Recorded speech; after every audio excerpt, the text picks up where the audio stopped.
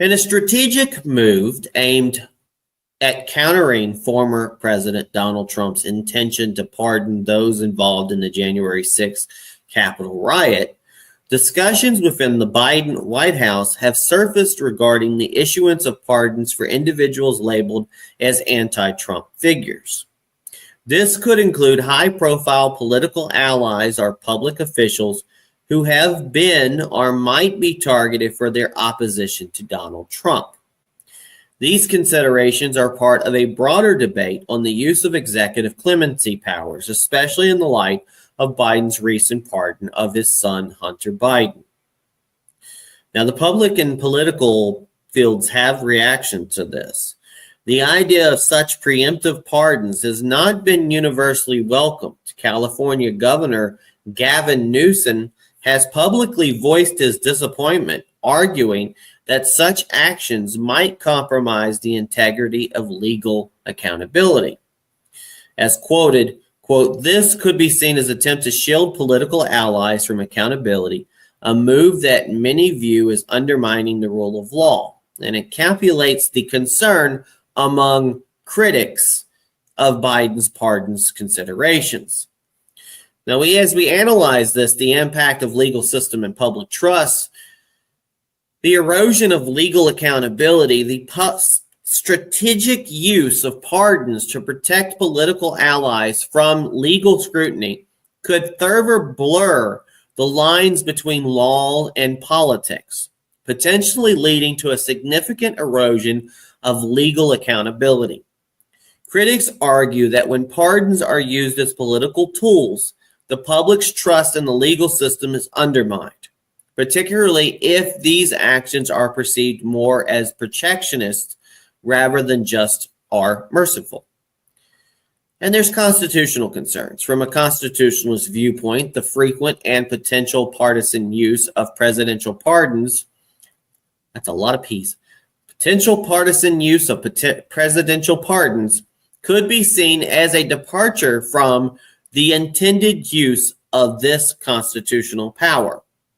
The Constitution grants the president the authority to pardon with the understanding that it should serve justice or rectify judicial errors, not to manipulate the legal system for potential and political advantages.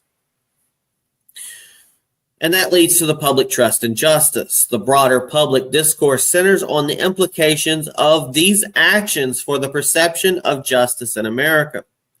And if the public sees pardons as being used to favor one political side over another, it could lead to a further decline in trust in government institutions, especially the Justice Department, which is supposed to operate independently of political influence. So here we go down the line where Biden's pardon is considered the debate for justice and accountability. What's the ethical use of pardons? The potential issuance of pardons by Biden for anti-Trump figures has sparked a debate about the ethical boundaries of executive power.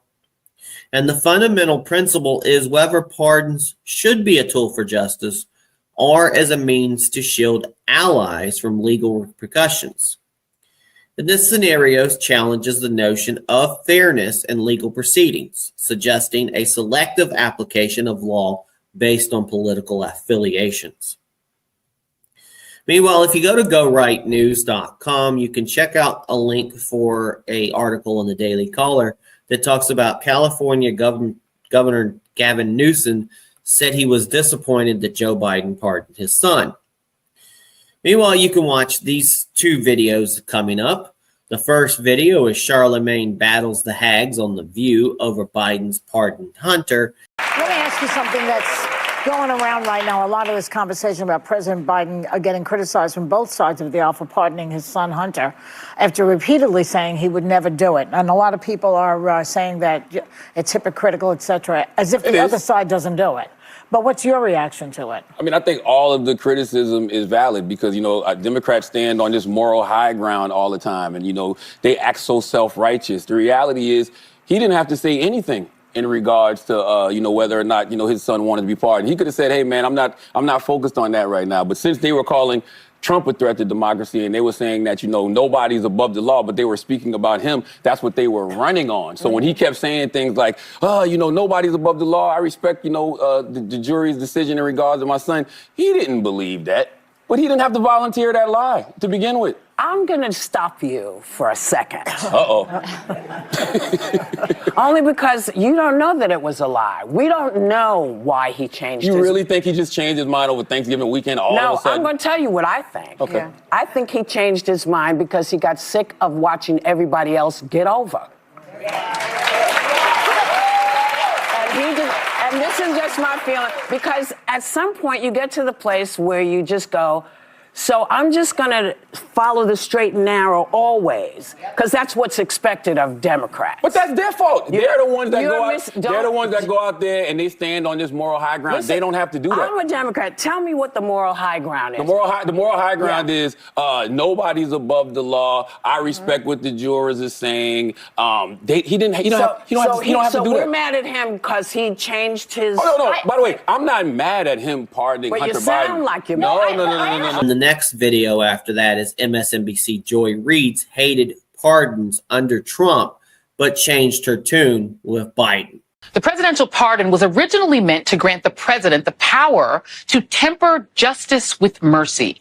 It was not enshrined in our Constitution so that a dishonorable man could reward his criminal allies, friends, and family for their corrupt practices. I don't have a problem with Biden pardoning his son. He should have pardoned him. The crazies are coming, right? But to me, it's like, pardon more.